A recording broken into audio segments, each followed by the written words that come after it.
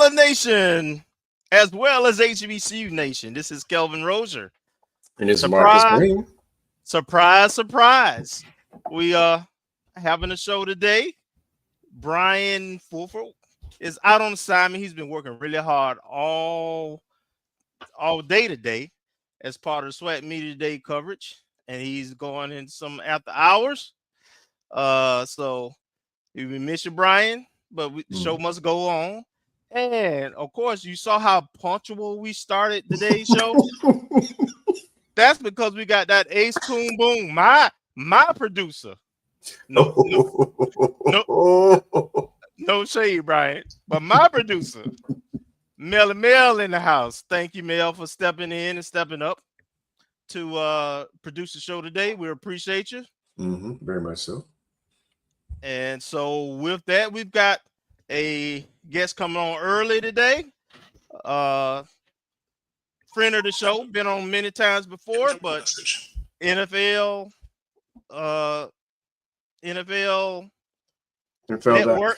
Network extraordinaire Steve Wyche. Yes, is coming on and sharing us his thoughts. Of course, we got to rib him a little bit about the OBC, see what his thoughts are on that game, but also hopefully talk to him a little bit about not only how he's helped with the proliferation of HBCU athletes getting exposure, but hopefully he can enlighten us a little bit on some of the NFL talent or retired NFL talent coming back and coaching at HBCUs, and maybe shed a little bit of light on what we're seeing on all the professional aspects that are now encroaching upon the college game.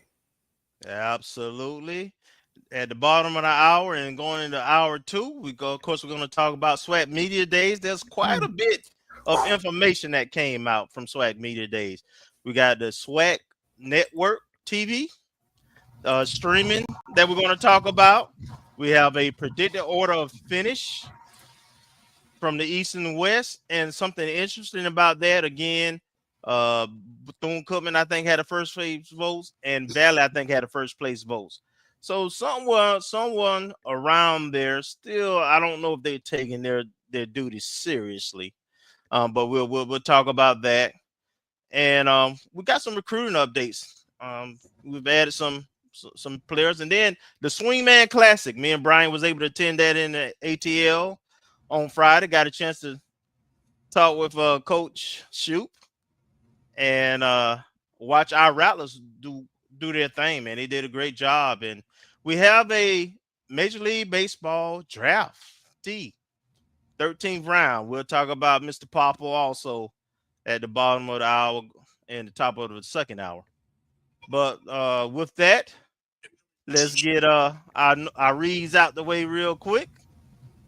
We want to thank everybody for coming in and watching the show. We want you to remember to hit the like button. You can follow us on Twitter, Facebook, Instagram. You can also download the Jericho Broadcasting app. Search MyJBN, BCSN. And our show appears on the BCSN Pod Zone, which is everywhere you download and listen to podcasts. Amazon Music, Spotify, iHeartRadio, Apple, Google, podcasts, and more. And you can also donate to the show. There should be a donation QR code sitting up there on the left side of the screen. And then there's also the Cash App. You know, as Bryan always say, we can always use a little help with a little coffee. So we appreciate you and thank you for tuning in. We're going to jump right into shout outs, I guess, real quick, Marcus. Yes, sir.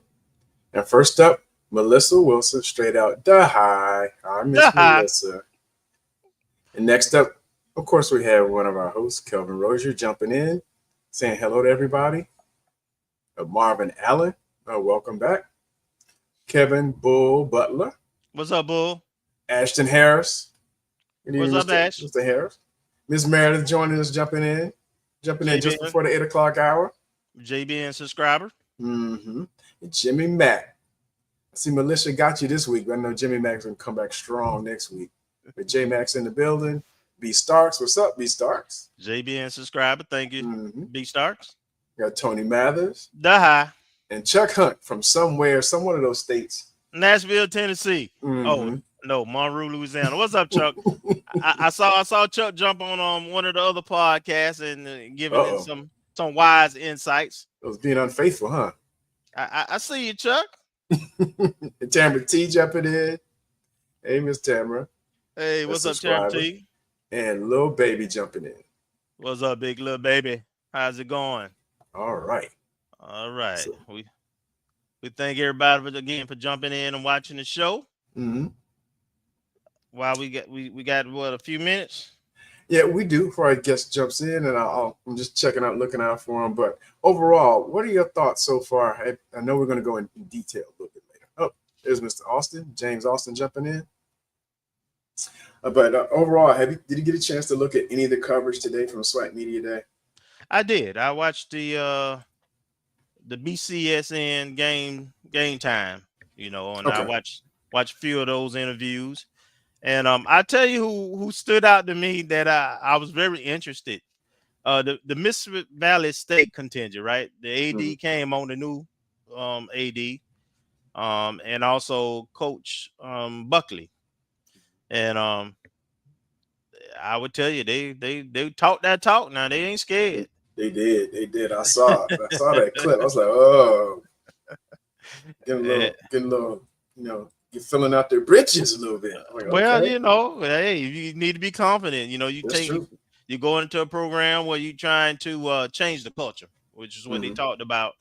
And you part of that is they backed up some of the confidence with the work that's required in order to change the culture and become a consistent winner.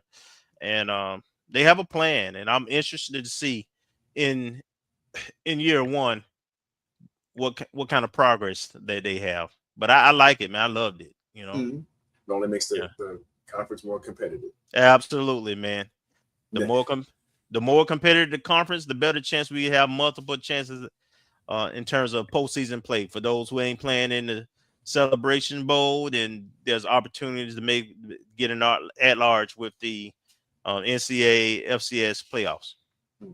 And I see James Austin was asking that question: will a number 2 finish get us a playoff bid? I mean, you don't know. I mean, you'd like to think so. And at least from watching some of Coach Colsey's interviews and some of the hosts, they're remarking about the strength of our schedule in terms of not only the SWAC gamut, but our out-of-conference schedule with an FCS team, with coming from the MEAC. Then we have an FBS team and FAU. We're actually 2 MEAC opponents.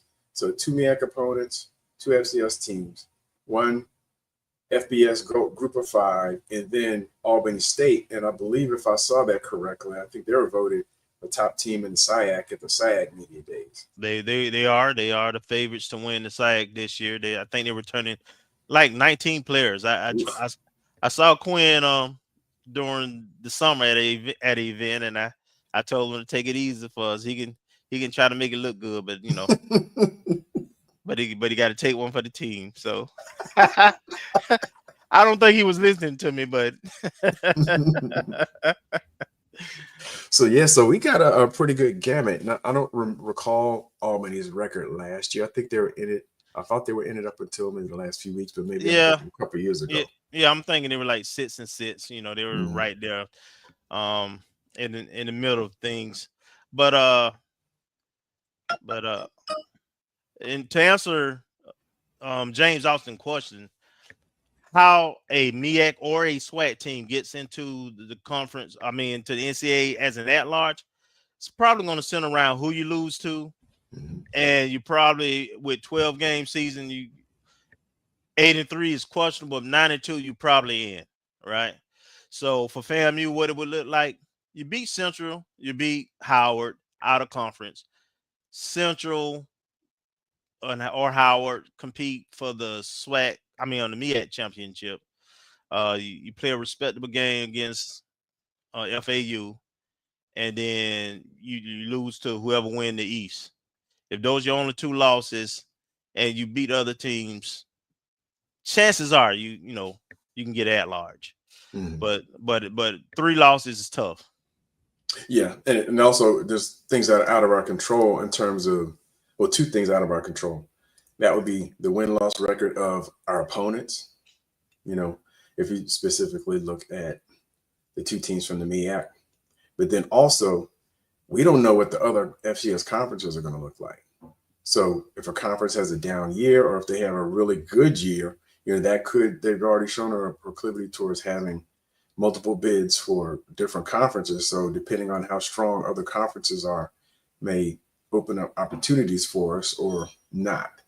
So that's something we can't really control. And that's why it's important that all MEAC teams, not just FAMU, they win the out of conference games. Mm-hmm. Agree. So we have to put a strong showing in, and it's like some of the teams are competing regionally. I haven't looked at the whole entire SWAC out of conference schedule, but I know typically the Texas and Louisiana schools might schedule regional FCS teams to play on some frequency. So we have to look at that as well, and I hope that they perform well early in the season, and maybe, you know, not slack off, but that we'll be able to get the better of them when we play them, but that they're peaking early. And I'll say I mean our SWAC brethren against out of conference opponents, and then, you know, we come in and just take care of business. Okay, Marcus, I guess while we're still waiting on our guests, let's talk about the SWAC Media Day today. Okay. What were your thoughts? Did you get a chance to see any of it? I got to sneak in a little bit. I guess I mainly focused on the segments where Coach Colsey was participating. So I did not get a chance to see the ESPN clip, but I did see the Black College Sports Network off and on. But I know that Coach Colsey and Devion Westmoreland and Ashton Grable were the last segment of the day for BCSN. I did see the segment, I guess, early in the morning. I saw it at lunchtime, but I saw where Coach Colsey was having the interview on the SWAC Digital Network, where they had the coaches one-on-one with Tolly Carr and the other gentleman. And I think there was another segment, I can't remember, but I did catch a couple of them. So overall, it seemed like a good production. I do want to catch the ESPN version of SWAC Media Day, so I did not get a chance to see that. But overall, it seemed like there were a lot of interest, a lot of folks that came out to see it, and really interesting to see, you know, the different teams and some of the renewed energy that they had, either with new coaching staffs or new coaches that kind of bring that energy to everyone starting off 0-0. Yeah, I thought it was also really big that almost all the Black podcasts, HBCU coverage, everybody seemed to be there and involved and very professional. So it was a lot of media coverage, a lot of content coming out, and I think that's big, man. You know, we got to tell our own stories.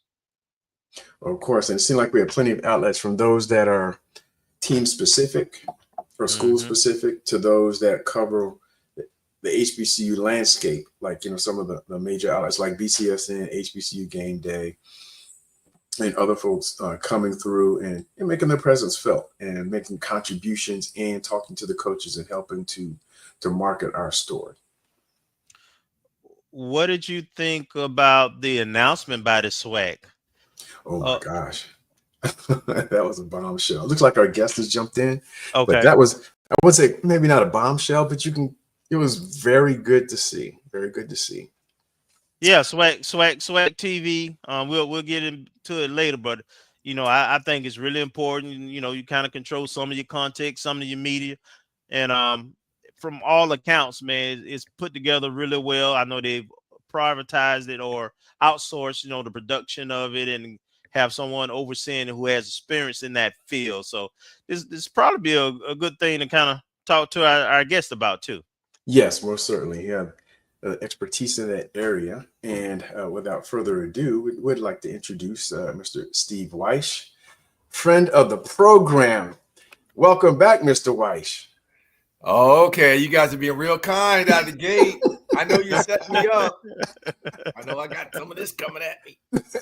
How's everything going? I'm so glad to be back, man. Hope y'all are doing well. Yes, everything is going well. Thank you once again for being able to get us in on your schedule. So I guess without further ado, so we tell us what you've been up to, and then we'll get in a little bit so we can throw some of those fangs at you. But tell us how things have been going with you. No, things are well, man. I mean, right now, of course, NFL training camps, teams are starting to report. So, we're getting ready to start our training camp coverage next week, at the back end of next week, with Back Together Weekend, where we'll be at all 32 teams over 2 days. When I say we, NFL Network. And then we'll be inside training camp, where we'll be at all kinds of different camps in that realm. And, one thing I personally will do too, since we're talking about HBCU sports and athletics, is try to highlight some of the players from HBCUs who are on camps trying to make rosters, guys who've been established for a while. I mean, that's a personal and something personally for me. It's something I like to do, and to tell those stories you guys were just talking about.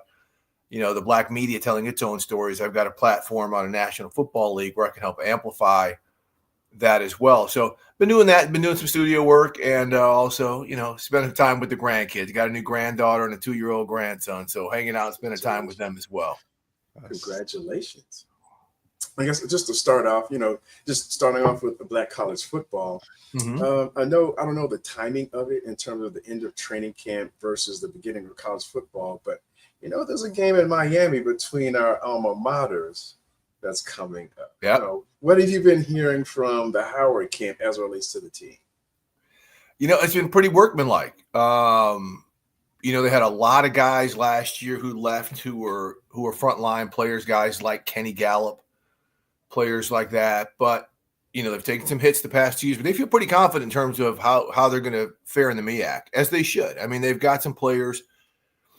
Coach Scott has done a really good job of acquiring talent with some of the restrictions that they have at Howard. Howard can't take any transfers unless they're grad transfers. And so they've got to sell recruiting and keeping guys there as long as possible. And like with any black college, they've also got to be honest with themselves and say, hey, if you come here and do good enough and you're getting recruited to go to play at Oklahoma or whatever, we'll help get you there as well. So, I mean, it's a reality check, but it is what it is. Hopefully Howard, and just like FAMU, the university and the history and that degree helps sell the football program to attract a special type of talent and a special type of person.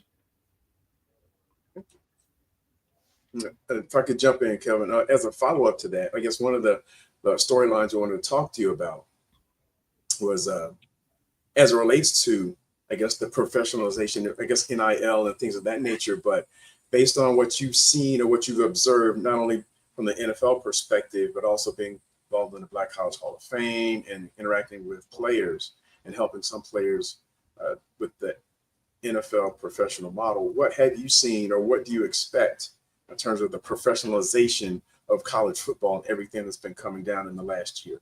Just in terms of the overall NIL structure and all of the money and how it impacts black college football? Yes. Yeah, I mean, I think it's going to negatively impact black college football. It's going to negatively impact all non-FBS programs. I mean, you look at the NFL, I think the past 2 seasons, there's been maybe 17, 18 players drafted from non-FBS programs, not just black colleges. Right. This year we had Carson Vincent come out of Alabama A&M as the only black player drafted from an HBCU. But this is happening to Coastal Carolina and Montana State and places like that as well. And it's because the lower divisions of football have basically become junior colleges in a lot of ways. Because, look, right now we can sit there and talk all we want about University of Florida or University of Texas having this top-ranked recruiting class. After a year or two, half those kids are gone, right? They're transferring to USC. They're transferring to University of Wisconsin. Whatever. Well, to replenish some of that talent, those FBS schools are coming down to the FCS level, right? They're coming to the black colleges. They're coming to, the Coastal Carolinas of the world. I mean, we saw that with the receiver out of Arkansas Pine Bluff last year who led the SWAC in receiving. Well, he's at Oklahoma now. So it's something that's going to continue to happen. You know, look, our HBCUs have the money to pay a handful of players depending on what sport we want to do. But the money is so serious now in the NCAA that they're paying like all their players. They're paying all of them. Yeah. And the NIL structure allows the universities to follow a certain part of the payment, the distribution of funds now up to $21 million, I believe. But that's still not going to stop people like Arch Manning's and whatnot getting another $10 million from car dealerships or from Nike or from whomever. So it is big money. Yeah. There's agents and everything else involved now in college athletics because of the financial distribution to the athletes. Go ahead, Kelvin. Thank you, Ms. Wyche. Hey, Steve. So I want you to talk about opportunities for HBCU student athletes, right? And specifically, you know, the Legacy Bowl, and we've had some kids that participated in that who got opportunities with NFL teams, and they stuck with those NFL teams. And on top of that, you look at now baseball, what Ken Griffey is doing with the Swingman Classic. And we had several HBCU kids, a couple of who played in that game, who actually got drafted in the Major League Baseball draft. So talk about the importance of that work and giving opportunities. And then the kids are showing that they belong or they can compete at that level. And is that what you was looking for when you got involved? And that's a great follow-up question based on what I just said, because not every kid's going to leave their HBCU. I mean, look at Elijah Williams at Morgan State last year. He could have gone to a million different places. He was the MEAC Defensive Lineman of the Year. He stayed at Morgan State because he said they were the first team to give him a break. He was a year away from getting his degree and decided not to go D1A because of everything that happened there. You know, again, that takes a special character. But again, a lot of the athletes we get at HBCUs, they have a special character. And so the opportunities will still be there. When you talk about the Legacy Bowl, I think about this past year, right? Joaquin Davis, a 6'4", 195-pound wide receiver from North Carolina Central, shows up at the HBCU Combine, pops a 4.4 40. You know, all 32 NFL teams have scouts there, right? So they're like, oh, wow, who's this big kid flying on the field like this? Pops another one. Has a good week of practice.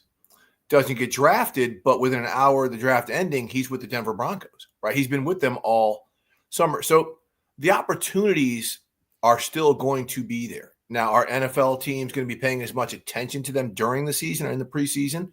Probably not. But they do have databases, things that weren't even around 10 years ago, where they can go into their systems. There's film on these guys. They can go, there's certain ways where they can get more information on these guys than needed. There just has to be a mindset among these NFL teams to say, okay, there's a kid who's been at Georgia for 4 years that we can draft in the 7th round. And then there's a kid who's been at Southern for 4 years who has added 15 pounds, who's improved every year, whose ceiling might be bottomless, and who may have a certain hunger because he's not at a major program. Like, we want that kid because we think there is a higher ceiling of someone who's been at a high level for 4 years and only manage this. That's the mindset that has to change. And the other thing about HBCUs, and guys, you know this, we are always told what we don't have. We're always talking about, hey, we don't have the weight rooms, we don't have the nutrition table. And it's true, right? But what do we do have? What do we have, and what do we do with it? Right? My journalism degree is the same degree that they get at Syracuse. But I'm gonna bust it. It's hard, right? So 135 pound, 245 pound plates on the bench press are the same at UCLA as they are at Morgan State. So are we going to work harder with what we supposedly don't have, even though there are some things when you break it down that are all equal? So again, we have to get into our own inner mindset to understand we can succeed. We can push it. All we need is that sliver of hope. And then once that door is open, it is up to us to do with it what we do have, not what we don't have.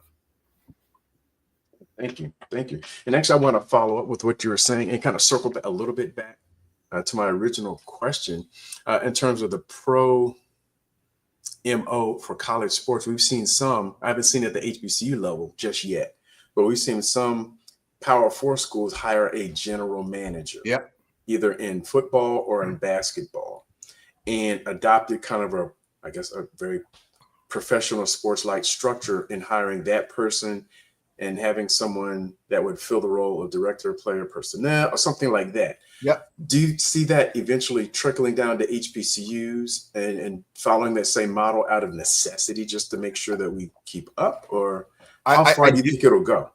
I do. A lot of it depends now on your athletic budget and what you are asking that general manager to do, right? So some major universities are asking their general manager to basically do what the athletic director does in terms of help out with scheduling, help out with a specific sport, mainly your football, your driver of revenue, and working on sponsorship deals, working on just the whole NIL structure for a specific sport. Or if you're at a school like University of Connecticut, basketball, right, for men's and women's.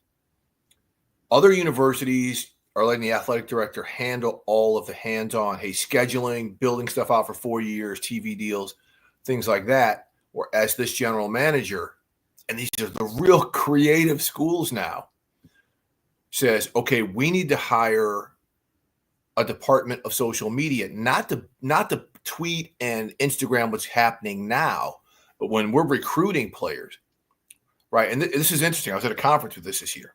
Suppose you got a football player that you really like and you're trying to up your NIL opportunities. Well, you can tell that player, hey, we've got this Howard University fan base that's, alumni base that's 3 million nationwide. We can ask all of them to follow you on Instagram. So now you can go to whomever and say, I'm an influencer. Just because you've got all this Howard, like we've got this Black College Lane from this university in Washington, D.C. We just gave you, out of those 3 million, let's say you get 1 million of them. We gave you a touch point that Oklahoma and Minnesota and all these schools don't have. So all of a sudden this kid can go up to whomever and say, I've got this lane. So you give me this money and I go to Howard University and this is all I can bring you. So again, these general managers, it all depends on how out of the box thinking you can be. And again, it's going to fail. It's going to fail a lot of these big places because again, they're asking maybe a redundant, this GM to be kind of redundant with the GM. I'm going to say with the athletic director, but I spoke to some universities. I'm not going to name them, who are so super creative. They even have, like, under the general manager realm, departments of outside revenue. How can we come up with targeted revenue for 18 and 19-year-olds in ways that nobody can, right? So it's going to take an incredibly, especially at our HBCUs and maybe some that are not funded as well as others, incredibly brilliant outside thinking to bring in revenue dollars that they are not bringing in, but also does not put a strain on the limited budget that's already there. And that is a very difficult thing for us from HBCUs to break through, because one of our biggest Achilles heels is hanging on to the way things have always been done. All right. Thank you. All right. Well, I think my question ties quite well into what he just said. So I'm interested. You got the Sean Jackson now. You have Michael Vick in HBCU football. You had Dion previously. We got Terrell Buckley at Valley now. We got Charlie Ward even on the basketball side here at FAMU. So what do you think the impact is of those celebrity HBCU head coaches? And, what's the benefits? What's the drawbacks? It's significant in terms of exposure, right? As we saw with Eddie George, right? As we saw with Dion. Right. These are Eddie's a Heisman Trophy winner, one of the best running backs of an era. Yeah. And look what he did for Tennessee State. He was able to use that personality and that persona to attract dollars, to attract people there. Same with Dion. You've already seen what's happening with Michael Vick and Deshaun. Aren't they playing a game at Lincoln Financial Field? Right. Yep. Right. Weren't MEAC Media Days now at I think the Ravens facility? Yes. That is significant. Yeah. Again, because I talked about financial touch points. Michael Vick had the first $100 million deal, I think, for a football player with Nike. Yeah. Right. Now he might be able to bring Nike, or if it's at the Ravens, you've got the Under Armour stuff. So what that does, if everybody can get over their jealousy and understand these are coattails, like in terms of the exposure, in terms of what they can bring, that's great. We'll kick their butt on the football field. Right. Let's ramp that up. All right. But let's invite that. Yes. I mean, who doesn't think that Reggie Barlow is going to follow Eddie George at Tennessee State and do a great job? Right. That guy's a great coach, right? He's going to do fantastic things. Yes. So, now you talked about the potential drawbacks. The potential drawbacks is Deion and Mike don't do well, right? Those are two schools where it's been difficult recruiting. Hopefully they're celebrity. I think someone just gave, I think the state of Delaware just gave Del State $20 million to help build a training facility. Right. Right. So maybe these are things that can help attract people, their relationships, right? Like Deion used social media to a core, just so brilliantly to bring in all his NFL buddies and all his NFL coaches. So you come to Colorado, you come to Jack State, I got these connections that can get you to the NFL. If not to the NFL, I can get you at Apple. Mm-hmm. Right. And so that's where they're going to have to put in the extra effort, because Deion put in the heavy lifting. We could talk about how he wasn't going door-to-door recruiting. That's because he was busy bringing money to Jackson State that they hadn't had before. Right. And so, you're hoping that everybody benefits and everybody eats off of it. And you're hoping that these conference commissioners understand, milk it while you can. Michael Vick going home to Norfolk, if he can get some winners there, if he can win ball games there, man, do you know what that'll do for the community, what that could do for the conference, and what it absolutely can do for NSU? I mean, it's in so many different ways in so many different sports.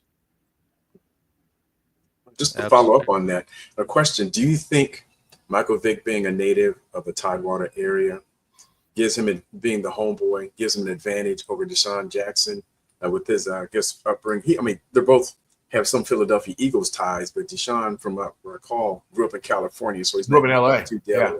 So, is there a certain advantage with having that hometown connection that you think might help Michael Vick achieve success faster than Deshaun Jackson? I can't sit there and say that. You have to look at their coaching staffs. You got to look, you think Mike should be able to keep some of the guys from the Peninsula and Tidewater area there, but Old Dominion's right down the road. William and Mary's right up the road. Right. So just on that level of player, he's got to out-recruit them as well, not just other HBCUs. So, and he's got to put in the work, man. He's got to utilize that, and Mike is a guy, someone who covered him when he played with the Falcons. Mike wasn't that guy, right? Mike was very to himself, very insulated inner circle. He has got to be everywhere now. Mm-hmm. He has got to go shake hands, kiss babies, meet with community leaders and everything on the daily to get that program back rolling again. Now, in terms of Deshaun, he's got to do the same thing. See, the thing with Deshaun is that campus is a little bit more isolated, right? It's over there in like a military base area from what I think. So he's got to really lean into that and say, why not Del State? We've put guys in the NFL. I can help you get there. Every receiver coming from this region, you want to learn from me because I was a bad dude. And I've got ways to show you, and I've got connections to show you. Why not Del State? Again, it's always going to be a tougher sell, but I respect these guys for trying. I respect these universities for maybe seeing something in them. Let's hope it's not a novelty and they fully lean in like Eddie did, like Deion did, like Doug Williams did back in the day at Morehouse and at Grambling, right? Yeah. These former players, this is nothing new. It's not. We know at HBCUs, this has been going on for 60, 70 years. But this kind of guys who didn't attend HBCUs all of a sudden kind of finding this and doing this, I think is really, really intriguing. Even some guys like Bobby Wagner, right, who's not coaching, he's still playing, but he's getting his MBA from Howard, and he's pushing that Howard brand out there even more. And so I think these are different ways when I talk about finding alternate revenue streams and attention streams. Lean in. do not be jealous, do not be envious, and do not be petty. This is a time where dollars are being poured into collegiate athletics, and don't be caught on the outside, because it is going to be a long, huge gap between you and the next guy if you do. Yeah, and to that point, Steve, you've been around these NFL guys. You've been with the NFL Network since what, 2008 or so? Yep. I heard Shady McCoy talking about he would love to, if a position came open in DC, that he would love to have an opportunity there. You didn't see a lot of superstar athletes, especially who didn't go to HBCUs. Right. Interesting to come to HBCUs, but you look at how Dion and some of the ones who, Eddie George, how they have transitioned from taking that opportunity, putting in the work, doing well, and then they move to the next level. I'd be interested to know what you think in terms of is that now something that is not just from the HBC stand, but from the NFL black players standpoint, is that an avenue for them to get into coaching at higher level quicker and be able to elevate? That's a great question. And it does seem trendy, right? Yeah. You saw Ed Reed flirt with Bethune-Cookman before. Yeah. But I mean, even guys like Bubba McDowell, right? Even who played at the University of Miami was coaching on a Prairie View, yeah, right? So that's a way for them to learn. There used to be the thinking, and this was not long ago, if you coach at an HBCU, you're going to get locked into the HBCU world. You're never, no one is ever going to view you other than a black college coach. Right. I think with these guys, the mindset is changing a little bit, because they saw what Dion did. They've seen what Eddie George is. Other guys have done this, right? But they didn't have social media to track it, right? They didn't have HBCU Go and ESPN, NFL Network, and everything else to stay on this on the daily.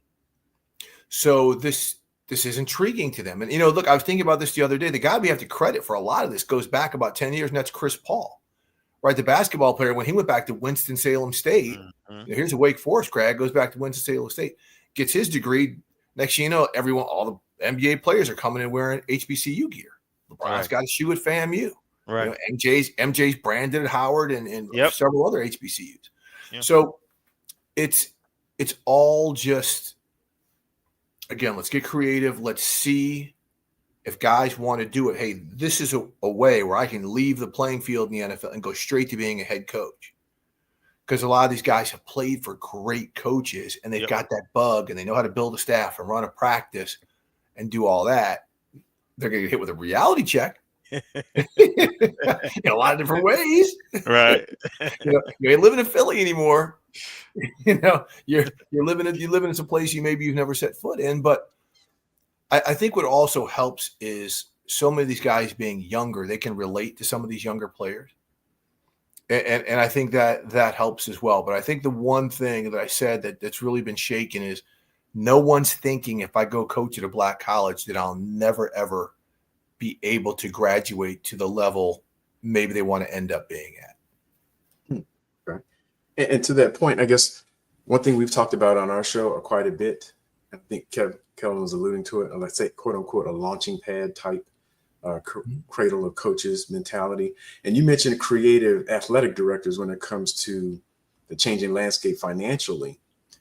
And from your perspective, how do we change our paradigms, and I'm speaking generically, or HBCUs, whereas we're accustomed to some of the legendary coaches staying for decades, and that's not the paradigm anymore. So how do we fashion our athletic departments to be swift, almost like a professional team, in that we develop coaches, and when a coach moves on, we don't have that lag or that extended, protracted search when we're trying to find someone, but also letting go of the paradigm of having a coach stay for X amount of time, where that isn't our reality now, maybe even in general society, but much less the coaching treatment. Great question. And it very much goes to what I said earlier, is like too often there are HBCUs and a lot of schools well, this is how we've always done it. Well, you tell me a head of a company right now that's succeeding, that's killing the stock market, who tolerates this is how we've always done it. It's always about let's find new ways to do it, right? It's constant new streams of figuring things out. So that's part of it. So now let's take a pro model, right? Let's have our athletic directors, instead of saying, okay, this coach is leaving or we want to fire this coach, identify, okay, this offensive coordinator at FAMU has been crushing us for 3 or 4 years. He's put 3 or 4 kids in the NFL. Let's identify him. But then let me also call up a former assistant coach who's on our staff, who's now coaching with the Commanders or coaching with the Seahawks. Let's see if him or he can help us identify some people who might be interested, whether they're a current player, whether they're somebody on staff right now. There are all kinds of ways, if we can come out of the this is how we've always done it mindset, to identify future talent. I mean, one thing that, you know, a lot of coaches, we've heard this for years, like a good NFL coach can look at a player and be like, one day you're going to be a really good coach. Well, that player maybe never thought of coaching, and that's what gets that thought bubble over his head, like this may be a transition I want to make. So I again, a lot of times, and I think that's a great question, Marcus, that you talked about, you know, because I think about with Rod Milstead, like he won football games at Delaware State, and ever since he's been gone, they just can't get it back. Now, has it been a change in athletic structure? Does there need to be a change in the athletic department structure? Like there's all kinds of unanswered questions that go along with this. But again, I think these athletic departments identifying people years ahead. You go to any NFL team right now, all 32, they have a list of probably 7 to 10 potential head coaches, even if they just signed their coach to a brand new 5-year extension, just in case that coach gets ill, right? Just in case he retires or passes away. But they've got that short list. They've done that homework on them. You know, we're talking about this, these GMs and stuff like that. Have your homework done. Know if this guy's got some stuff in his past, it's where you can't bring him on a college campus, even though he might be an intriguing talent. You know, don't be surprised by anything. It doesn't take a ton of effort, but it does take a ton of commitment to your program if you want to see it succeed. All right, Steve, I think I got an interesting question here. So you grew up in Minnesota, you went to Missouri, then you went to Howard, graduated from Howard. Professionally, you worked in Miami, you worked in Atlanta, you worked in DC. You're out on West Coast now, right? Yep, in LA. So tell me, that's a lot of traveling, man, from coast to coast. But and you covered me and Marcus' favorite team, the Falcons, for about 4 years. So, but I would like for you to just talk about professionally 1 or 2 of your most memorable moments or thoughts.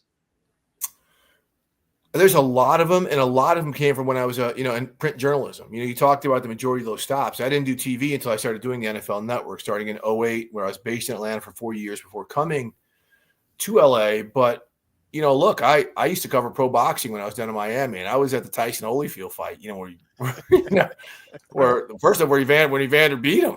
No, everyone was like, where's this coming? I mean, there's nothing like being at a heavyweight fight, especially back when boxing was really a crown jewel of a sport. You know, it's really gotten saturated and whitewashed now. Yeah. But I mean, that's clearly some notable stuff. When I used to cover the NBA. You know, I covered Michael Jordan as a player and when he was an executive with the Washington Wizards. You know, so those were interesting things because in the NBA you have guaranteed contracts, so everyone likes to talk. And then football wise, I mean, and it's the biggest story I've ever done. It still has a lot of socio-political legs. Is I was the first one to notice Colin Kaepernick not standing for the national anthem at that preseason game. So there's been a billion highs, and I don't like to necessarily talk about the work I've done to amplify that and spread the message to the media, but just to sit here and say, hey, I've been at 20 some Super Bowls, and I've been at I watched Michael Jordan bury the shot over by Bryan Russell against Utah in Game 6. I've how fortunate I've really been, and now I'm at the phase of my career where being involved with things like the Legacy Bowl and helping young broadcasters and seeing these young men and these coaches get some just due shine when normally that's really purposeful and meaning to me as well. So I think I'm still in a groove. I haven't hit my peak yet, and every day is really rewarding. Okay, follow up to that is there anyone that you haven't had opportunity to story you would like to cover that you haven't yet, and also tell me about one experience where you think where you bombed. It was like, oh man, I wish I could do that over. just one.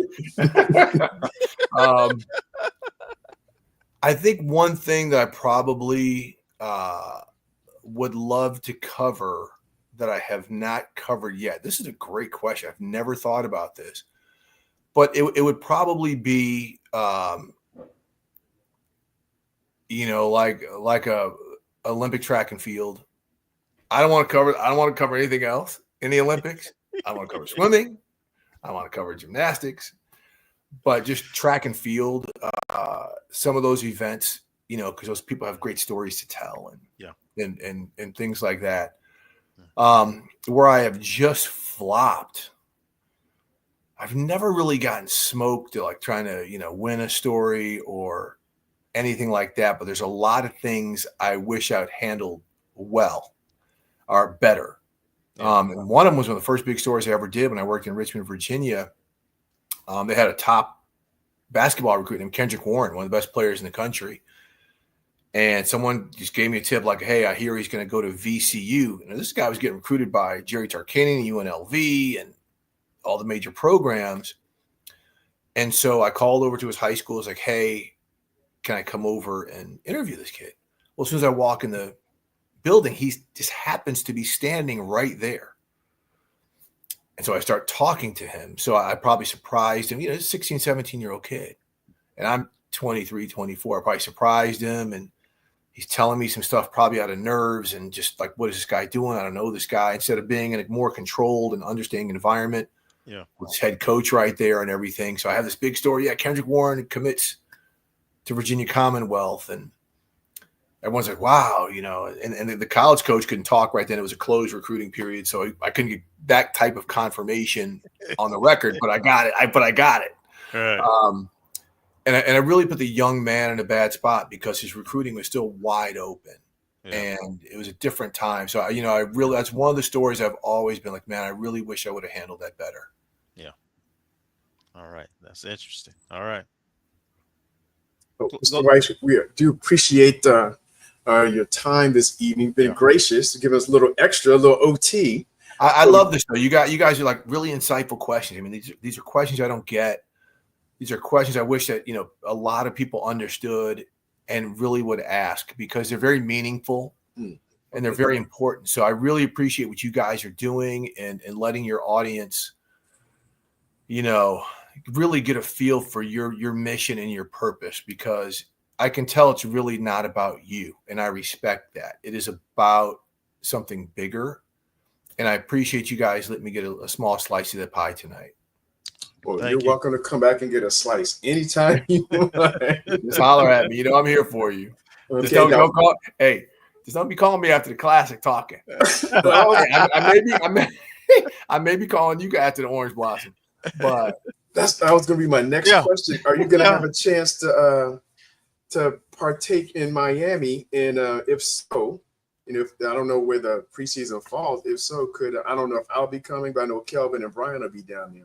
Perhaps we can extend the opportunity for you to come in and, that's Labor Day weekend though, right? Yeah. I believe it's Labor Day weekend. So at NFL Network, at NFL Network, we'll actually be broadcasting, I think right after that, the Black College Football Hall of Fame Classic, known as the Clash of the Classic, with Miles College against Virginia Union, the CIAA championship season starter. So that'll be on NFL Network, coming to you from the Pro Football Hall of Fame in Canton, Ohio. So you guys will be down there. That's right. Doing your thing. I'll be working with an eye on the score, and I will know very well how to hide from y'all if I need to. But you guys better be ready. I might be coming at you with a big dump truck or something. Oh, We win. no. It's all love. All Either way. love. That's All right. love. Yeah. Well, Mr. Wyche, once again, thank you for your presence this evening. And, don't be a stranger. We'll reach out when opportunity presents. If there looks like there's a window where we can have you back on. So once again, we do appreciate you, and I'm sure our audience appreciates your insights as well. Thank you. All the best, Chance. Appreciate you. All right. Thank you. Thank you. All right. Well, we'll take a quick break and come back right after these words. I'm attorney Clinton Paris, and Tampa's my community. I grew up here, went to school here, and my wife and I make our home here. What makes Tampa special are its people. So when I represent someone injured in my community, it's personal.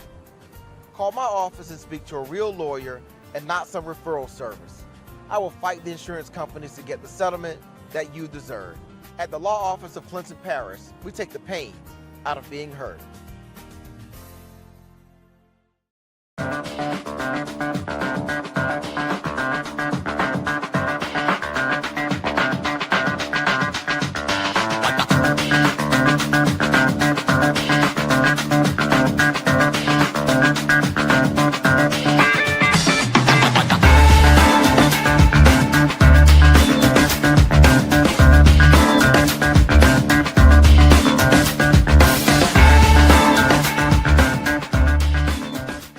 It's never too early to plant the seed, to share the tradition, and instill a sense of pride in your HBCU with your little ones. HBCU Pride and Joy Children's Boutique helps you share your school spirit with a wide selection of adorable kids apparel and accessories officially licensed from your favorite HBCU. Visit hbcupridejoy.com and follow us on all social media at HBCU Pride Joy on Facebook and Twitter. Sugar Chateau Desserts is a specialty bakery located in the Charlotte, North Carolina metro area. We will create delicious and one-of-a-kind treats for any occasion. Sugar Chateau is currently shipping cakes in a jar, offering a variety of different flavors in a single-serve container that can help you celebrate in accordance with social distancing. Place your orders today by calling 803-526-7895 or visiting sugarchateaudesserts.com. You're looking for the latest information on Southern University sports, the Southwestern Athletic Conference, and HBCU athletics. There's only one place to go. Tune in to The Carlos Brown Show, exclusively on the Black College Sports Network. Attention football fans. The Cricket MEAC SWAC Challenge kickoff is back in Atlanta on August 23rd. Representing the MEAC, North Carolina Central, and representing the SWAC Southern. Join us at Center Park Stadium for a full day of tailgating, football, and bands. For more information and tickets, visit MEACSWACChallenge.com.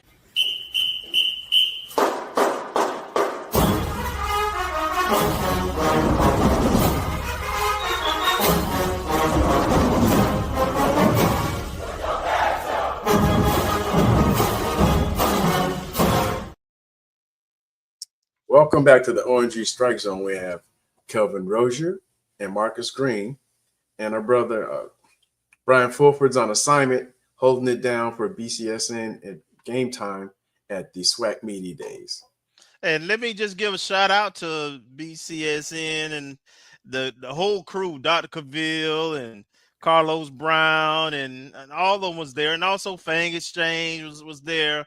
It was great to see all of our peers there doing their job and doing it at a high level, I must say at that. And I'm sorry that I couldn't be there. I was supposed to be there, but life be lifing sometimes. So I lived through and watched some great interviews and got some information through them. And Marcus, I think the first place I would like for us to go in this hour is to kind of talk about the SWAC predicted order of finish. So there was a predicted order of finish for this season, and it kind of went the way that I think we had discussed, the way most people frankly thought it would go. Was similar to last year. Jackson State in the East was selected to finish first with 126 first place votes. Florida A&M was second with 99. Alabama State was third, predicted third with 91. Alabama A&M, and then Bethune and Valley bringing up the rear. And then on the west side of things, again, last year, Jackson State won the East last year. Southern won the West last year. Southern finished first in the West with 120 points. Alcorn second with 90 points. Prairie View is third with 72 points. Then Texas Southern, Grambling, and Arkansas Pine Bluff. Two things that stood out to me. Southern has one more first place vote than Jackson State. 16-17. And then the two other things that I found interesting, Prairie View in third. I didn't know. I figured it'll be out of them and Alcorn for between second and third. They only separated by one first place vote, but it's separated by 18 points total. And I get that, even though there's a lot of hype around Prairie View and the coach has credentials, you got to see it first, and then in year one you don't know how it's gonna all come together. And then last but not least, the third thing that I will point out was I noticed that Bethune-Cookman, who's predicted to finish fifth, got a first place vote, and then Arkansas Pine Bluff, who's predicted to finish last in the West at 6, got a first place vote. And me and Bryan, we had this discussion last week, I think it was, about whether or not they should do away with the preseason predicted order finish. Right now, the ADs and head coaches, I think, vote for it, and I'm sure that some people probably pass it off to one of their assistants or equipment guys, something to fill out the ballot. And if they're not going to take it seriously, do away with it or let the media be. Just go with the media and let the media do the voting. That would be my only tweak. But I'm interested to know what's your thoughts about these predictions. It's not surprising. I mean, we've the last few years, and I guess typically we'll see the rankings kind of fall along the lines of how things ended in the previous year, if there are no major changes.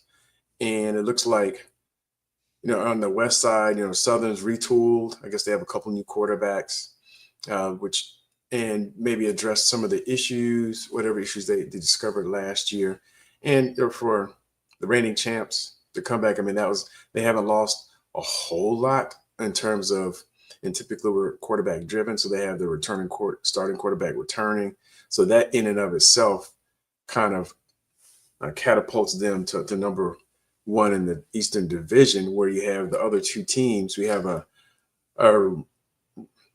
rehabilitated Andrew Body coming back for Alabama State. He played 3/4 of a game last year, the first game, and then he was out injured for the remaining of the year. And then now you have FAMU with a brand new starting quarterback this will be our third consecutive year. Well, we did have Musa come back for 2 years, but we've had 3 quarterbacks in 3 years. Yeah. So, that in and of itself, and any of the specter of not having a successful quarterback returning, you can understand how teams that typically are strong but might not have gotten that benefit of the doubt because of the uncertainty or the unknown at the main position.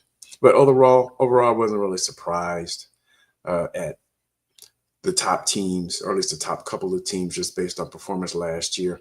I'm not sure to what degree, in terms of Prairie View, when I'm looking at the West, I don't know if it's, returning players or who may have transferred in, and the fact that, 2 years ago they were in the SWAC championship game. And if there's just a feeling that there's some carryover for some of that talent. But, for a first-year coach, and I guess you could say the same for us last year, FAMU coming off a championship, being the only difference, being a third team in division preseason with a brand new coach. So I'm not really surprised there, and I'm not surprised in the East either, because, Jackson State returning champs, and then we were basically tied for second with Alabama State and had the tiebreaker by virtue of our win. So the top 3 didn't really surprise me either. And then you have, Valley, who doesn't historically get the benefit of the doubt. Bethune-Cookman coming off a hard season last year, and Alabama A&M with a brand new coach and some new energy there. But once again, first-year coach following up in the Connell Maynard era, where they may not have always achieved what they had hoped. So, yeah, I can understand. It didn't really surprise me. I agree. Pretty much everything went chalk. You know, you can't really argue. The two teams who were in the championship last year, I think, returned the most stability in terms of the quarterback position for sure. Mm-hmm. Plus, they have nice pieces around that, and they still got the same coaches and everything. So I get it. But like with any season, there'll be some surprises here and there. Somebody, who's your dark horse? If you had to pick somebody who might come out of nowhere, who's your dark horse?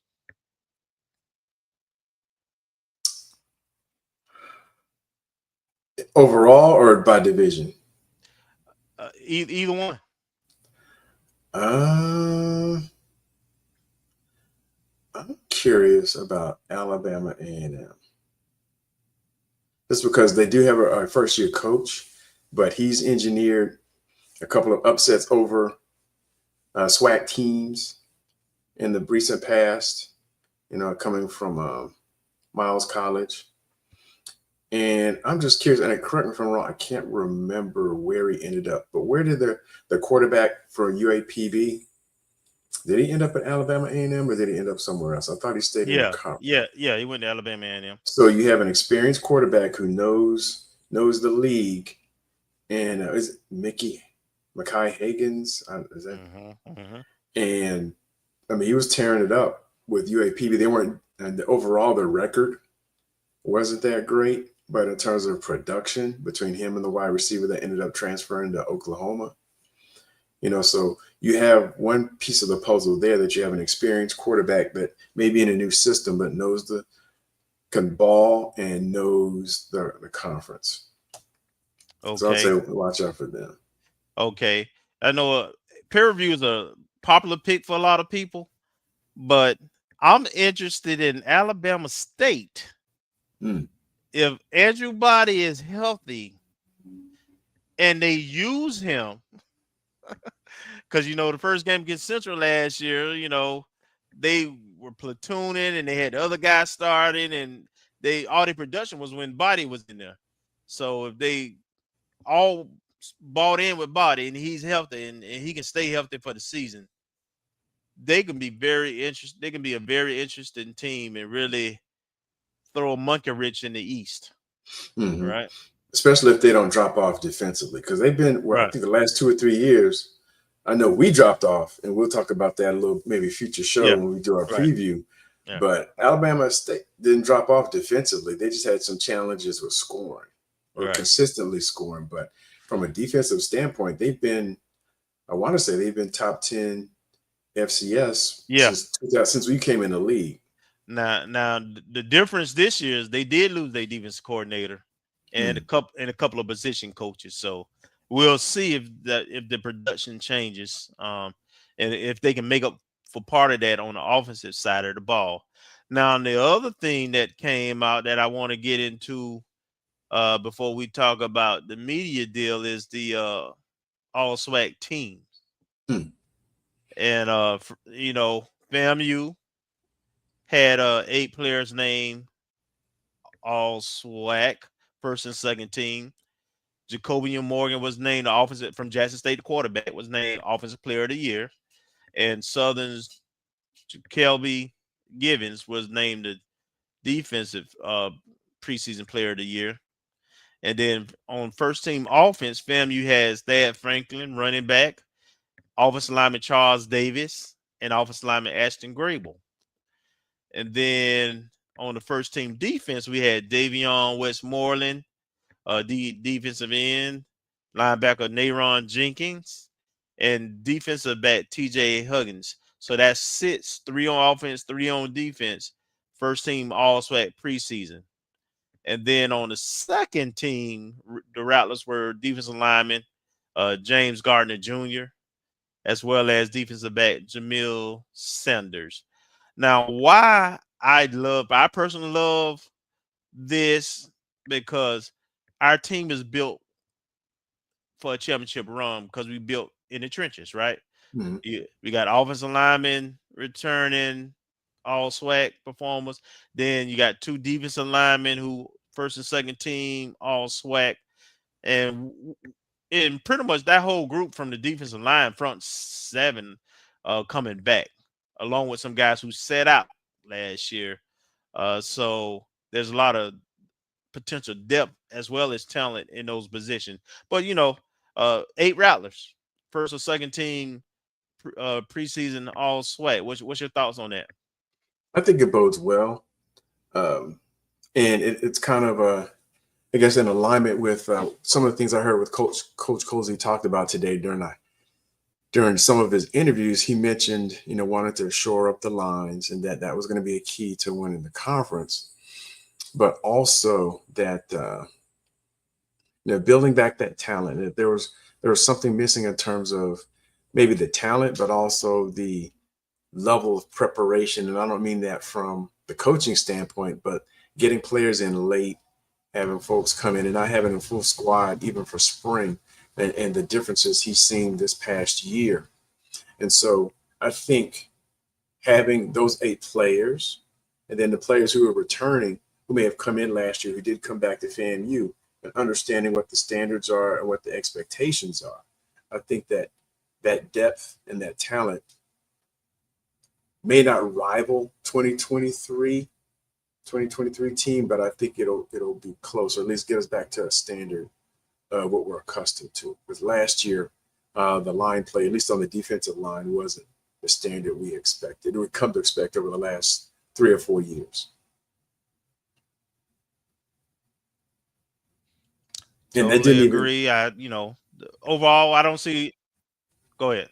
I was going to say, and also that doesn't, for a while, I guess it's been a couple of years since we have not had a wide receiver, someone at a wideout position to make the team. But I think we have sufficient talent coming back. But I know that in terms of the returning talent for each of the teams in the SWAC, that the returning players with productivity, of course, are going to get it. So I'm not, hating on anybody, anything like that. But I think we do have some talent that's going to show out this year.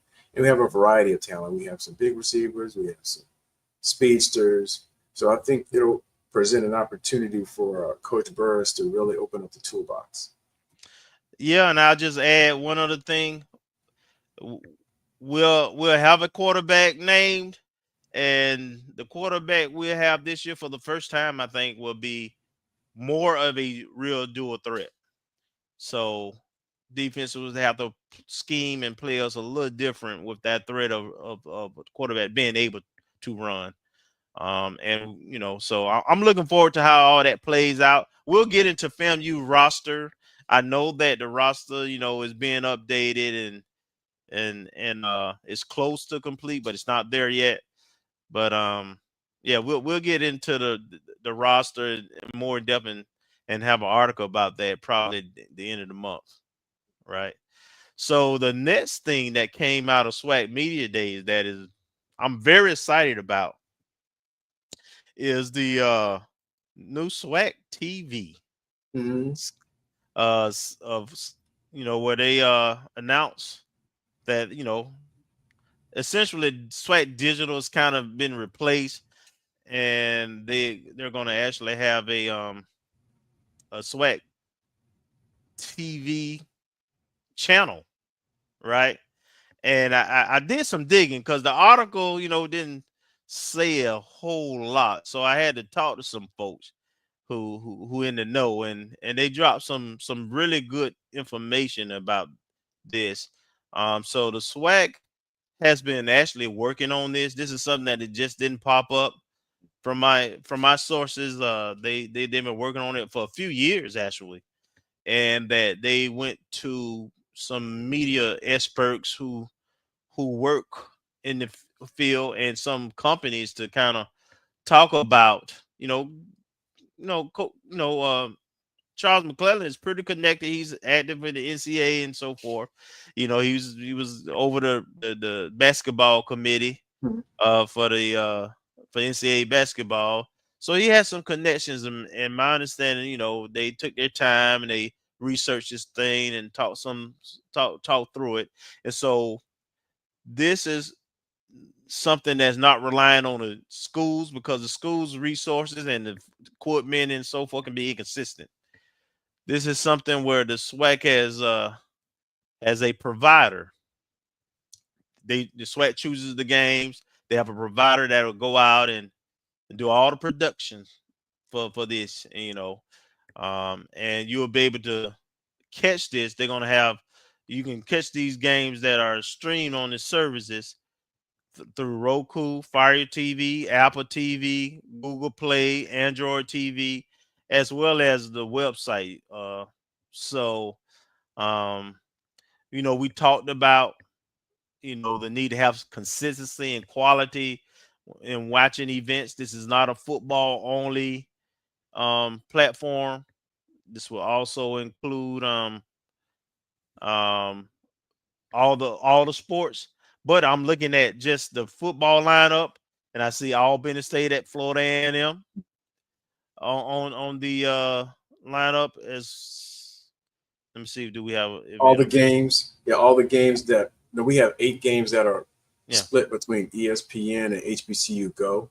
So when we talked about it yesterday, kind of, you know, in our own separate conversations, whether it be on social media or person to person, we're wondering about the other 4 games, if they were going to somehow get marketed out, and then they dropped this today. Yeah. So it makes sense that not only, to Jimmy Mack's point, that and I know there's been a lot of well-researched and well-meaning conversation about the ESPN deal and things of that nature, and about the transparency thereof, and everything that was going on with the lawsuit with Urban Edge.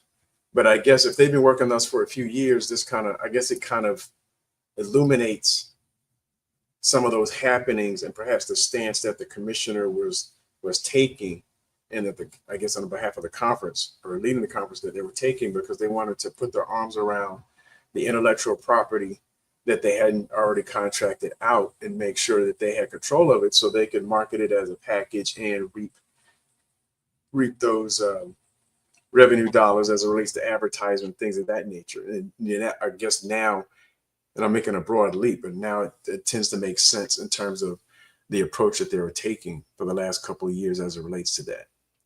Well, and I think it's important, if you look at the major conference, for instance, you know, you look at the FBS conference, they have multiple media packages where they own multiple platforms.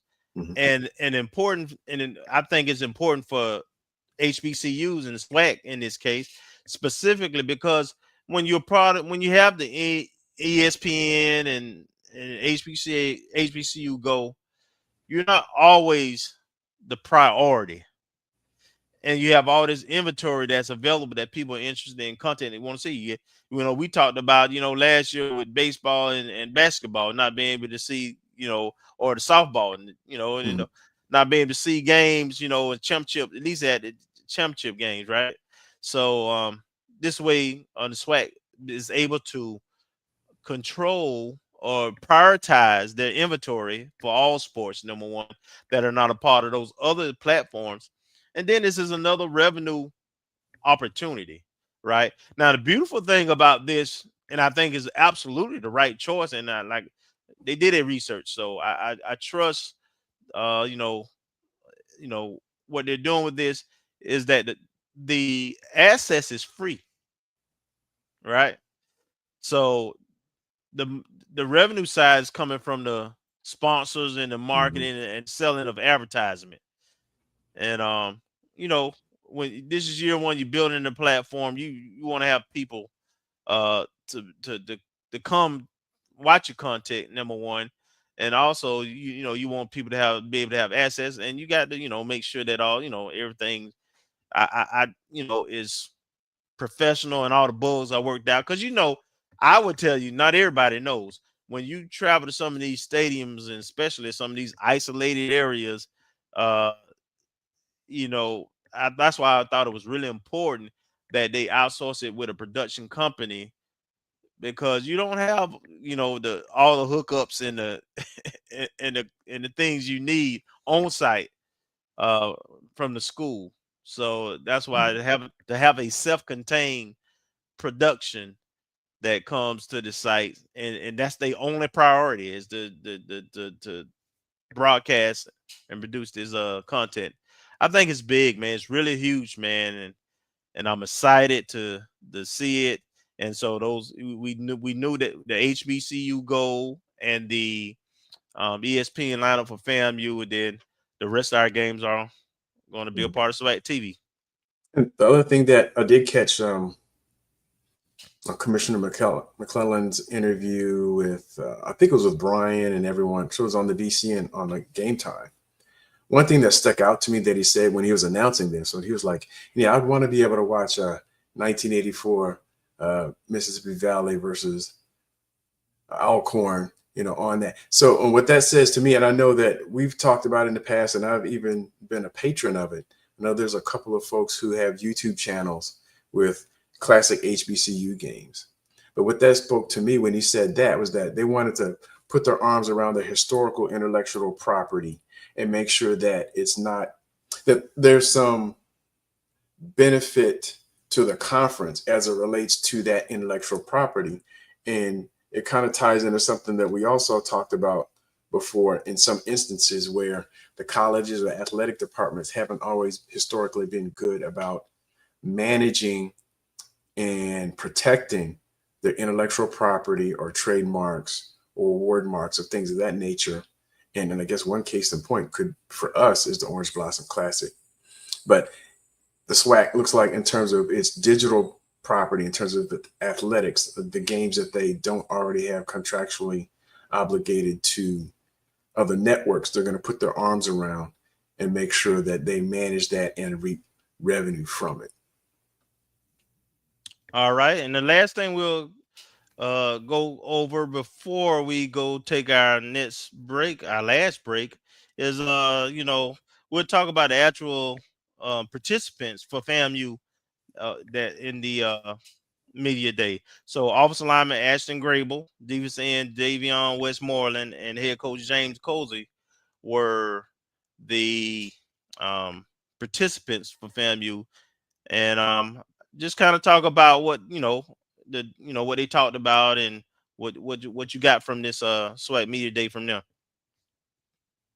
For me, both of them are entering their senior year, the last year of eligibility, and both of them spoke to making sure that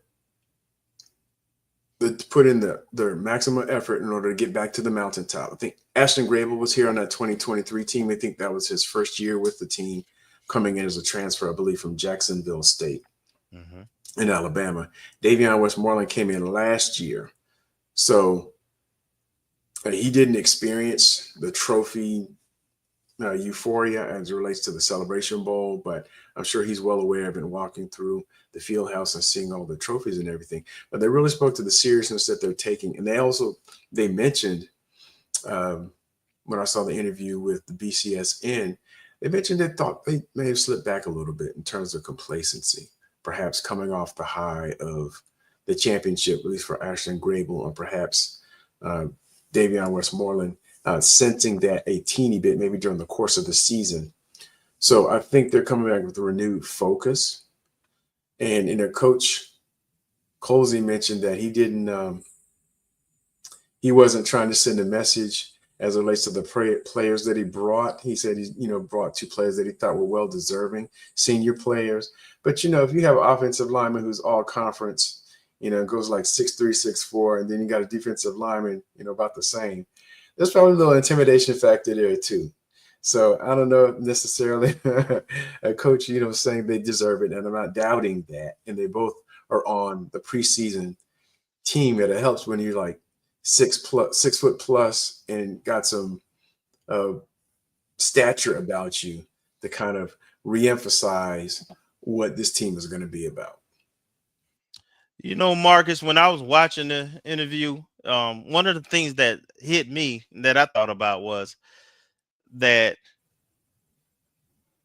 from a purely from a football staff and roster, this probably been one of the most quiet off seasons that we've had in the last couple of years, right? Yeah, there's always noise between videos, and coaches leaving. Hey, let me knock on wood, but it's been relatively uneventful. The guys have been, went through spring with most of the team, about 80 something of the guys, they're 82, 83 now, and then since I believe since May 28th, somewhere around there, we had about 90 to 93, and now you pretty much got the 105. They've been going through the off-season workouts, and they start regular workouts on the end of the month, like the 31st, I think, 30th or 31st. So it's it's getting really close, but I like the workman, like the blue collar discussions and how an approach that both players had as well as Coach Cozy, and all they talked about was championships, and wanting to get back there, and like you say, wanting everybody who hadn't experienced putting that ring on, being champions, and the euphoria from Rattler Nation to do so. So we were blessed, in terms of the returning players outside of the tight end spot. We didn't really lose anybody that we were expecting to return, unlike the previous years.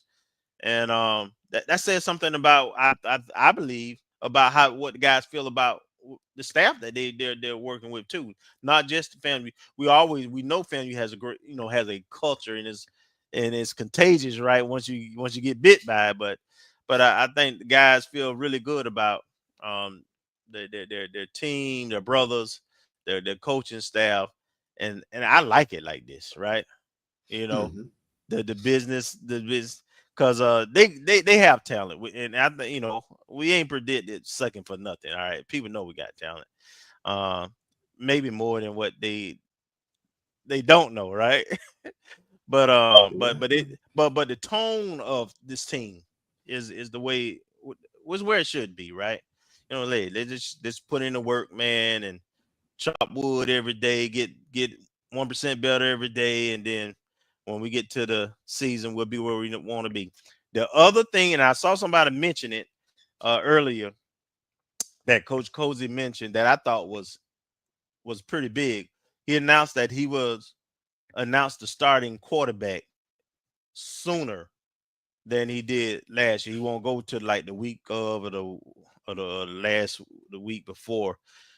So to me, that tells me you've got 7 guys who kind of competing theoretically as far as numbers, but that tells me there's probably 2 or 3 at the most that they're looking at, and they got to get those reps in. So you can't prolong it too long, and I'm sure they've had a chance to kind of see.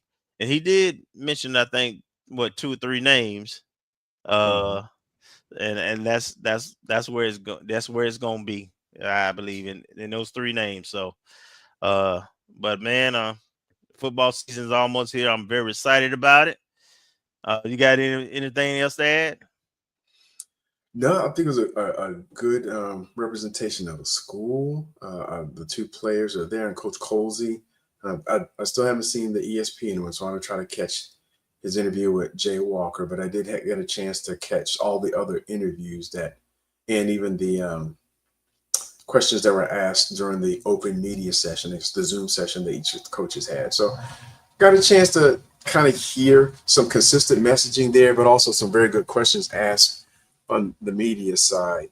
So I think it gives us a good feel for what we have coming. We'll just have to wait and see on the quarterback question, but I think all the other positions seem to be pretty well stocked. And I also believe that the way this team has been built, at least the recruiting that we've seen so far, was, I guess for me, more in alignment. I guess for both of us, more discussion we had this time last year in that Coach Colsey, we thought he would be more balanced and not really pass first that we have seen the last few years. And I think his molding of the recruiting this year, especially at the tight end position and the number of linemen on both sides of the ball, is going to speak to the character of the type of teams that he wants to have. And so he's putting more of his foot and more of his fingerprint on it, like Bryan has said in the past, as it relates to the personnel and how the team's going to go. So I would think that the last two games we saw last year in the Florida Classic and the game against Alabama A&M may be more indicative of what we're going to see this year in terms of the offensive style. Agreed. All right, we're going to go ahead take it to our last break. This is the ONG Strike Zone. We'll be back in 2 and 2.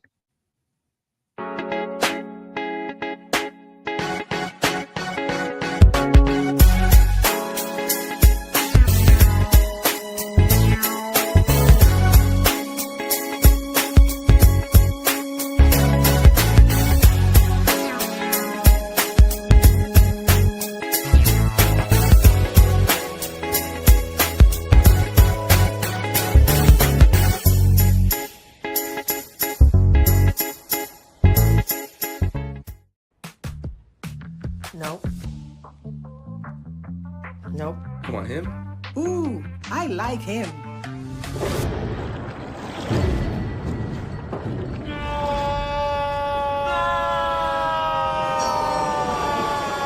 Quick, the quicker picker-upper.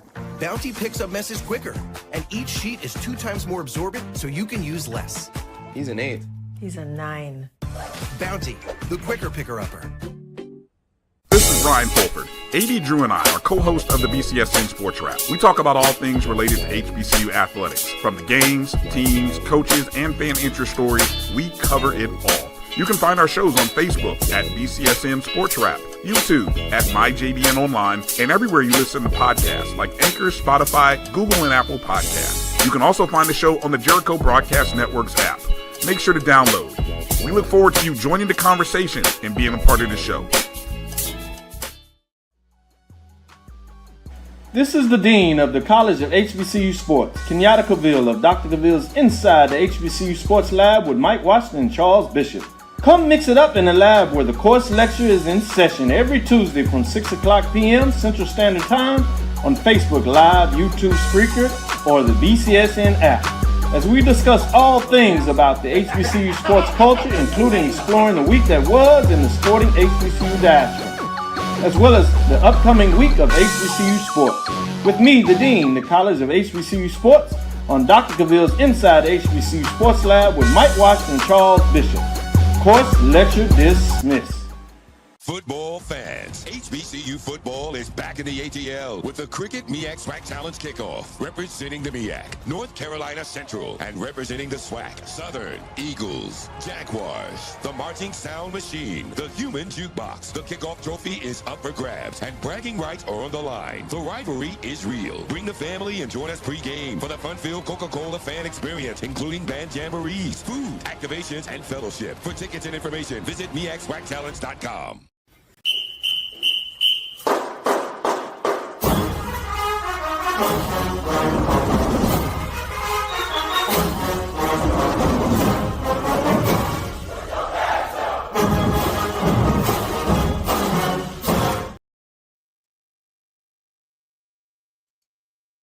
All right, we're back. Yep, we're back to OG Strike Zone. Got Kelvin and Marcus holding it down for Bryan, who's doing who knows what in Birmingham. I bet you got his earrings in his ear. I was just gonna ask about the earrings. Oh man! Hey, that ties into our next segment where we're going to talk about the Swingman Classic. Me and Bryan was able to link up. AD Drew was there too, and Roy Evans, the boss. And we went to the HBCU Swingman Classic held at Truist Park in Atlanta, Georgia on Friday. And we were able to meet up with Coach Shoup and had a chance to talk with him. Also, Mr. Workman. Shout out, Mr. Workman. and the family, they were there to watch Garrett pitch. We'll have hopefully him and Jay Campbell and Brody Popple at some point on the show. But the Rattlers, they showed out, man. It was a great day for Rattler Nation. Of course, Jay Campbell ended up hitting a home run at the time. I think it was the 7th inning, and at the time, he was with the National League team, and they were down 4-2, and it was a man on base, so it tied the game at 4-4. He ended up being voted the player of the game for it. Brody Popple started at catcher. I know he had a hit, and one hit, and I know the hit that I saw was off his teammate Garrett Workman, and he legged out a double on that which really should have been a single. It was a risk, and he had to really get on his horse, but he showed his speed. And then of course Garrett got a chance to get in the game, and I asked his dad, what he thought about it, the environment and everything. He's like, man, this is big time, man. I love it, man. This is awesome, and I can't wait to get the guys on the show to kind of talk about their experience and everything. But everything was first class, man. It was, the only little damper was that it rained for a minute and stopped play for about 30 minutes. But nobody left, man. It was a great crowd too, man.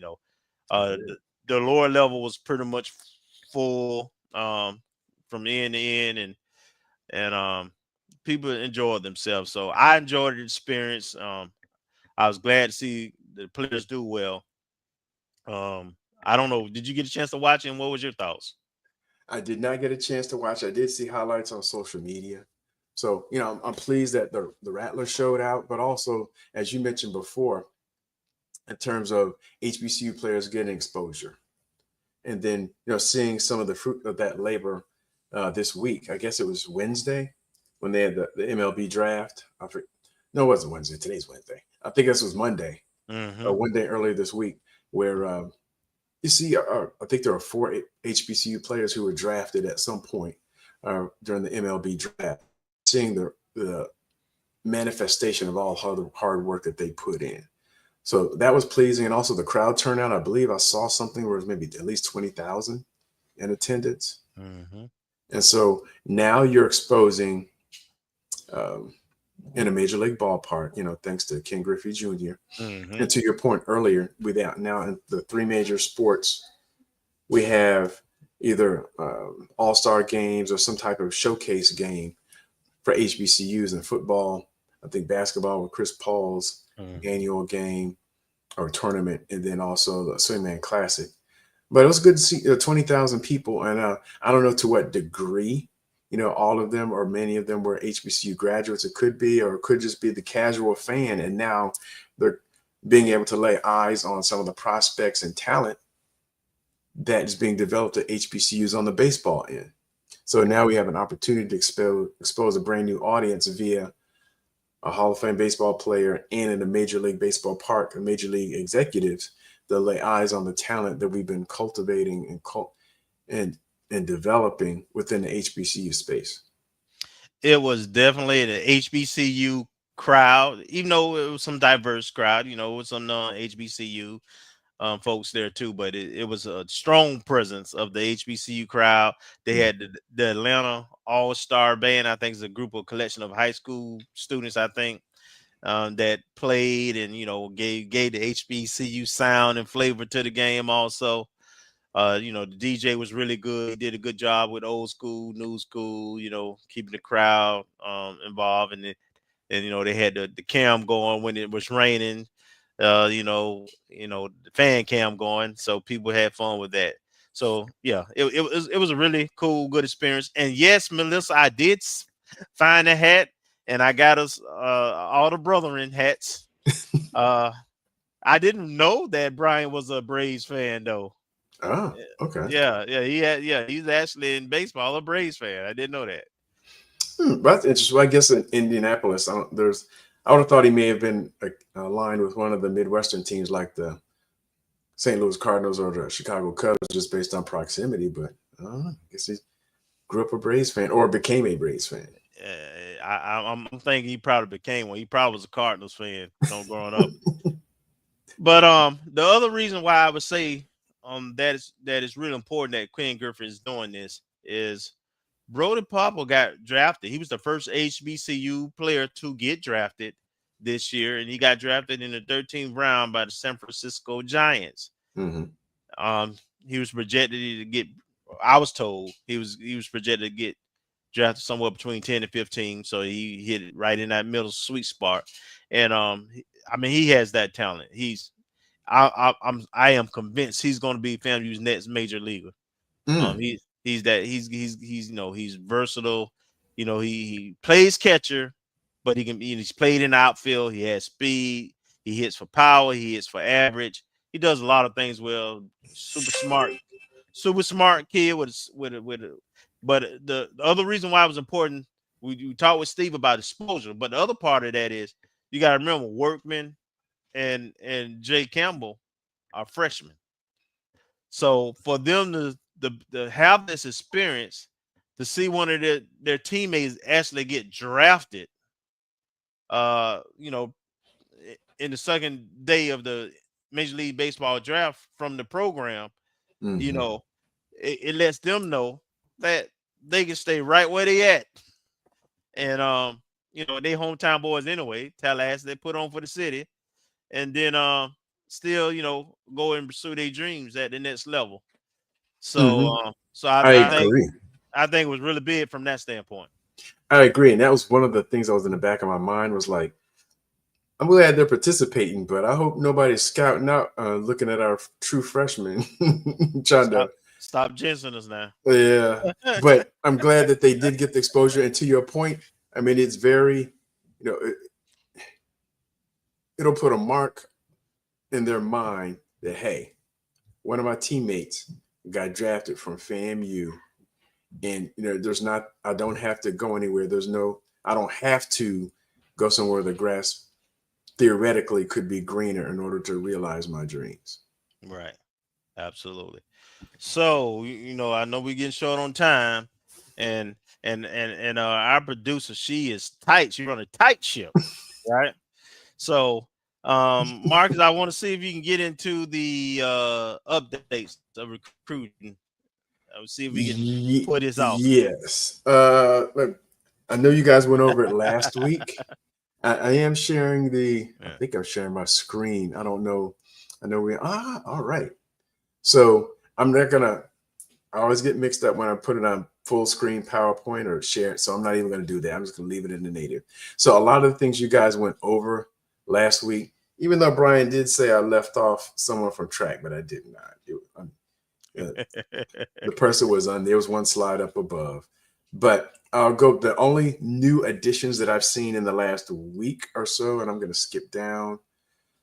I've been looking too, and actually Instagram's been giving me a lot of offers that I didn't see on Twitter, so I'm gonna have to up my Instagram game. So for track and field, Kaya Boyd was the young lady that committed to us from McEachern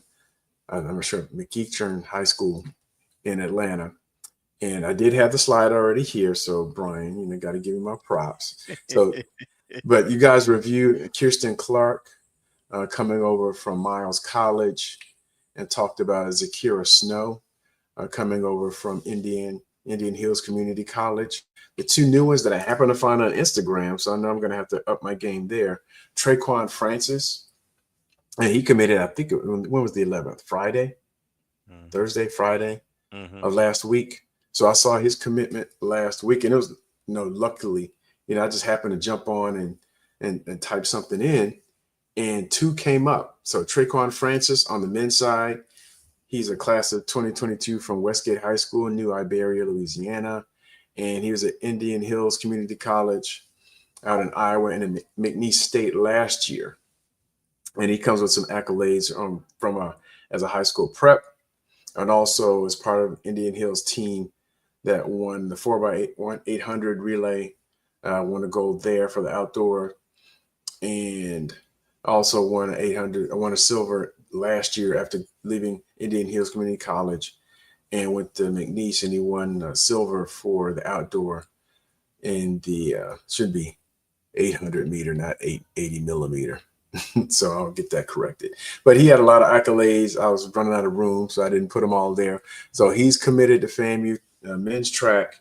And this young lady, Laurie Lewis, a native of Florida, was a teammate of one of our other earlier commitments, Zakira Snow, also at Indian Hills Community College. So it seems like we have a connection there. So at least 2 out of our women's track recruits and 1 of our men's has ties to Indian Hills Community College, and they have a pretty good track program. And so she is committed same day, so last Friday, and she's from Miami, Florida, and as a prep ran at North Miami High School, and she qualified as a senior in 2023 for the state championship. And she was part of the indoor championship for the 400 meter relay and 24-25 for the region 11 NJCAA, the National Junior College Collegiate Association, and won a gold as well in the 4x400 and overall team bronze for 24-25. So we're getting some additional talent on the track end. And also what I'm doing, for our slides, because it's hard to tell which ones are been reviewed and which ones are older. I'm using a different background. So any slides that are new will be green. So if you and Bryan update or review these and don't have to depend on knowing which ones have been reviewed or not, I'll have a different color background for the new commitments or signees versus the older. I think that's all that we have. I don't think we had any others in any other sports that I happen to track. So basketball seems pretty set. Softball, we did get a commitment for, volleyball. We did get a commitment for 2026. So I did not include her here. But there's a young lady that committed this past summer. And I think this makes 3 summers in a row where we've had at least 1 commitment on the volleyball going into their senior year. I think 2 years ago, it was Natalie. And last summer, it was, let's see, volleyball, who was it? I don't recall right off the top of my head, but it seems like we have at least 1 each summer where we have a commitment from a high school volleyball player. Softball, I don't think we have any new ones. I've not seen any, so we seem pretty set there. I think the coaches were at a camp in Atlanta this weekend. And I do recall seeing, I think, 1. I don't know if it was for 26 or not, but I do recall seeing 1. But I'll shoot it to you if I see it. I appreciate that. Yeah. So yeah, I think we're in a good spot for most of our sports in terms of recruiting. And I know someone mentioned earlier that our roster is only showing a certain number, and I know you referenced it as well, but it'll probably get updated. Probably just, I'm assuming, my assumption, it's administrative things or things just making things short up. And yeah. I know we also there's this 30-day window for folks or for players who are designated student athletes who otherwise would have been cut based on the 105 roster limit. And I know Coach said we're at 105. So I'm curious to know if there are any players that from last year's team who may be transitioning, but we'll see. We'll have to scout social media and look at the roster, compare last year versus this year for those who still have eligibility remaining to see what the differences are. Absolutely. Good job with that, man. Appreciate your work on there. I just want to mention these are going to be some news and notes real quick, and then we'll finish with the ONG awards. But Coach Ward added which is his final piece to his coaching staff. He added Eugene Granger, whose sister for one is a softball legend here, and owns on restaurants April. And then but Eugene was the head coach at McClay High School here. He's been a head coach at FAMU High and Florida High too, I believe, if I have it correct. Very experienced, got a lot of relationships, connections with the high school circuit, really good coach too. And so now Coach has Rob Lewis, Sebastian Aguilar, of course, his Gerard Lazarus, and Eugene Granger. I think it's an excellent staff, man. They are really connected, and you're going to see, I'm telling you now, you're going to see talent that we hadn't seen in a while on the court, as well as execution, right? I know they're working real hard, and I'm really excited about some pending announcements too. And you can see, I don't put them up here because just based from pure football and basketball, I mean, there's so many offers. I can't create a power slide for that because I'll be up here all day. I won't be able to go to work. But just from Instagram, which the kids seem to favor more than Twitter, at least on the basketball side, he's putting some offers out there to some really, really talented players. 4 stars. Yes. Yeah. So, and they're reaching out the class of 2027 and 2028 now for basketball. Well, basketball and football, but for basketball, Coach Ward and his staff, they're not shying away from anyone. Well, I always talked about, how I thought our HBCUs need to lean into it and build relationships and partnerships. And that is what you're seeing with Coach Ward and his staff. Those guys have their relationships already as professionals, as coaches, as players. And so it matters. Mm-hmm. It matters, so they're going to get looks and they're going to get visits that others might not get. And I will say this, the roster, even though it's looking good, even though there's some numbers there, the roster ain't finished. By the end of this month, it may be a few gems for you. And I'm going to leave that right there. The other thing I wanted to get to before we get to ONG Strike Zone, we get out of here, is the fundraiser for the 100, right? So, it came out today that there was a $50K donation from FAMU alumni,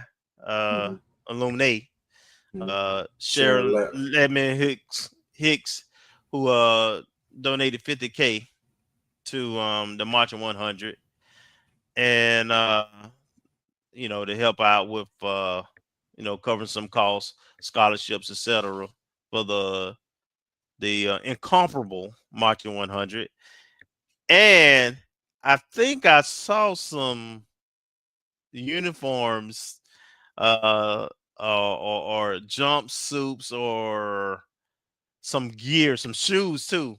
LeBron things. So I think the 100 will be displaying some new gear at some point this season also.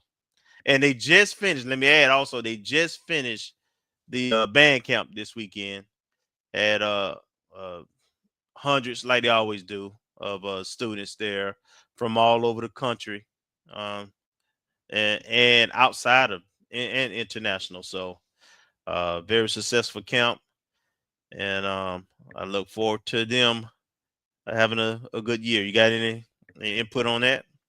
No, I happened to see that on social media yesterday about the fundraiser for the band, and I'm sure it's warming the heart of Mike Reed, because he's been banging on that for years about the 100 selling Amelia, using it as a fundraiser. So he's probably just can't tell him anything now, but yeah, it turns out well. And I'm curious to know, I mean, from what they're selling, I don't know how that works in terms of, if you didn't play in the band, are you allowed to wear Marching 100 stuff? And I don't know how all that works. So I don't know if they're going to treat it like that or if it's like for. Yeah, if it got 100, I would tell you, if it got 100 on it, that's why I think it's not, you can't buy it online and stuff. I think it's for. I don't know, but I'm pretty sure it's probably for 100 alumni first, primarily. Now, if they got some generic stuff, then maybe that's for everybody. But they pretty adamant about the 100 stuff. Mm-hmm. So, but we'll try to get somebody on to kind of talk about that effort too. Okay. And do you got anything we need to go to before we talk about the missing thing before we talk about the O&G awards? Nah. Let's roll on into it. All right. Well, as you all know, this is our third annual O&G awards coming up. The show is next Wednesday. I hope that Bryan will be opening up the voting so that everyone can vote for the different categories, and we can have our reveal. We may have a special guest or two, as we typically do for those shows. We also have another guest already lined up, and I will say, for the next 3 or 4 weeks, we're going to have some loaded shows with a lot of information coming at you from a lot of different sports, not just football. All right. Volleyball getting ready to kick off. There's some Nutrisite Classic games that are happening. So we'll probably have some folks who represent those games from the OBC to others potentially. And we're going to bring you fresh content right from the horse's mouth. So be looking out for that. Let's see how much time we got. Oh yeah, we're gonna get out here on time. Cause we don't have. I'm gonna sell out now. I'm gonna clown this last minute or two. Cause we ain't got Bryan on here running his mouth, all in the video. Trying to sing on your record. No, man, but no, Mr. B, we look forward for you to, coming back next week, man. I want to say thank you to Steve Wyche from the NFL Network for coming on the show. He dropped some real gems. Oh yeah. And was very kind with his words to us. And we appreciate that. And I also want to thank my producer, Mel B. Yes. For jumping in, calling on due to the long day. Last minute she jumped on in here and did a thing, man. We appreciate you, Mel. And that's all I got, Marcus. What you got? Same ditto. Thanks for Mel for jumping in and help us out. We couldn't have done it without you. And once again, I want to thank Mr. Wyche for coming on, gracious with his time and able to slip us in before NFL training camp. And provided some valuable insight as it relates to the professional, being an insider that he is, and being able to help us maybe not only get information, perhaps even change our paradigm as we go forward and embark on more of or at least collegiately, and maybe as it trickles down to FAMU, more of a professional model as it relates to the staffing, administration, and how we conduct ourselves. And once again, also just thank the audience. Thanks for everyone for showing up.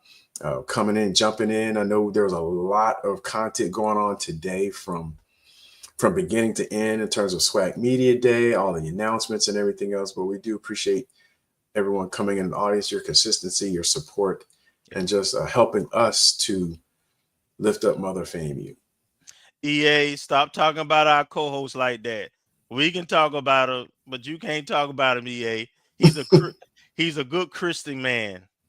He don't make it rain. I'm not gonna put that on my brother.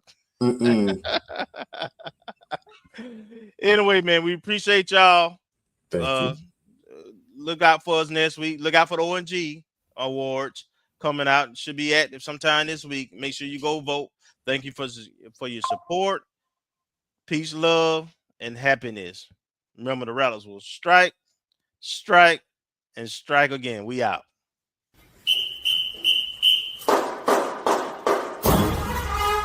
Thank you.